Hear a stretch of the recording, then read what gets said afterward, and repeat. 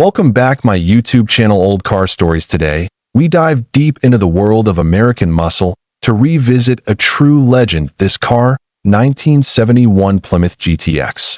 A car that wasn't just built for the streets, but for the soul of an era that roared with horsepower and rebellion.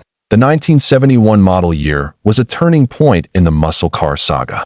Regulations were tightening, insurance rates were climbing, and the oil crisis was looming. But even amidst all that, the GTX stood proud, an elegant beast blending performance, style, and raw American power. It was Plymouth's top-tier muscle machine, and in 1971, it took its final bow as a standalone model before merging with the Roadrunner lineup. Under its long hood, the 1971 GTX came standard with a 440 cubic inch Super Commando V8 engine, producing a thunderous 375 horsepower. This wasn't just numbers on paper. It translated into real street performance, delivering brutal acceleration and a deep, throaty exhaust note that turned heads at every green light. Buyers could also opt for the 446-barrel setup, which took things up to 390 horsepower. And for the true speed junkies, there was the legendary 426 HEMI. With dual 4-barrel carburetors and 425 horsepower, the HEMI GTX wasn't just a car, it was a rocket on 4 wheels. Less than 30 were made with the HEMI that year, making it one of the rarest and most sought-after variants today. The 1971 GTX rode on Chrysler's new fuselage body design. This gave the car a rounder, more aerodynamic profile compared to the boxier lines of the 60s. The roofline flowed into the body with a graceful arch, and the broad, menacing grille up front gave the GTX a look that meant business, whether parked or in motion.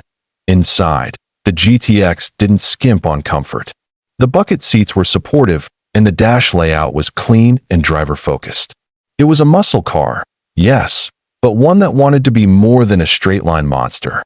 Plymouth aimed for a refined interior that would appeal to buyers who wanted both speed and style. The TorqueFlite automatic transmission was smooth and durable, but for those who liked to row through the gears themselves, a 4-speed manual was available, with the iconic Hurst pistol grip shifter. It gave the driver full control, and when combined with the right engine, the GTX could tear down the quarter-mile in just over 13 seconds. Handling was decent for the time. Sure, it was a big, heavy car, but with the optional heavy-duty suspension, the GTX held its own in corners far better than most would expect. And when it came to stopping, front disc brakes were standard, a nod to the serious performance Plymouth packed into this machine. On the outside, the GTX came with unique badging, rally stripes, and a power bulge hood that hinted at the beast within. A GTX emblem on the rear fenders let others know this wasn't just any Plymouth. It was the top dog in the lineup.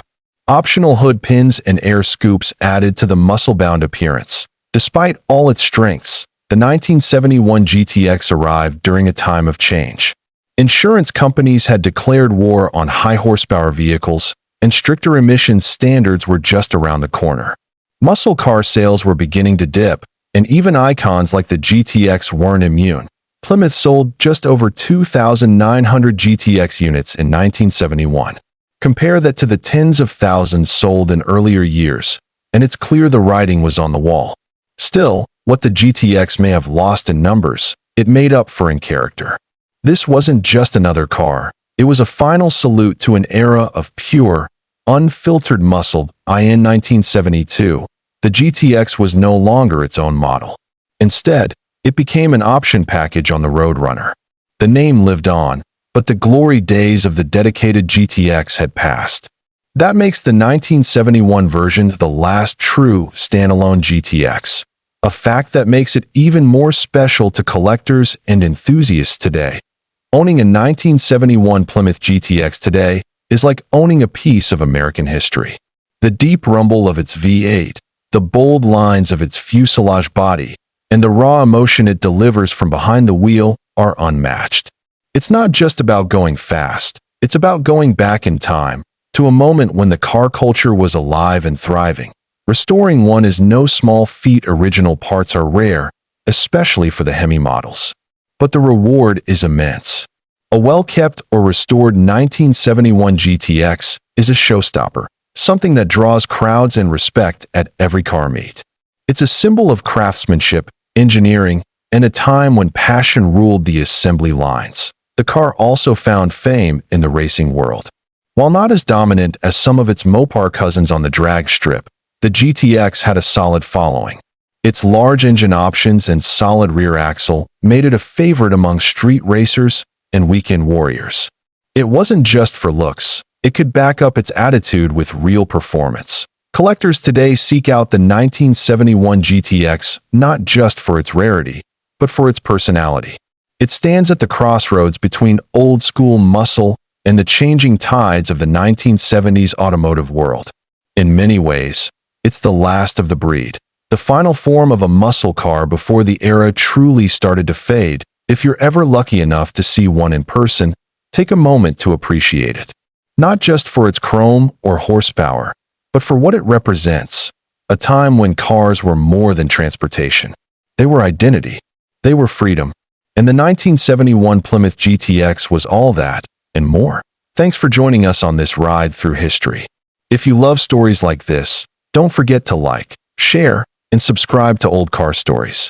Because here, every classic car has a story, and we're here to tell them, one legend at a time.